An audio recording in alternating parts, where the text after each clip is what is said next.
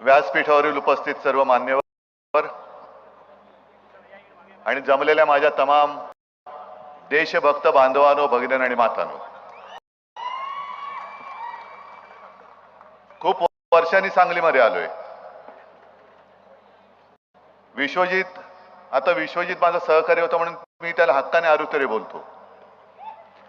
तू सांगलीचा सगळा इतिहास सांगत होतास आणि या सांगलीमध्ये त्या काळामध्ये शिवसेना प्रमुखांच्या झालेल्या महाविराट सभा सुद्धा मला आठवल्या.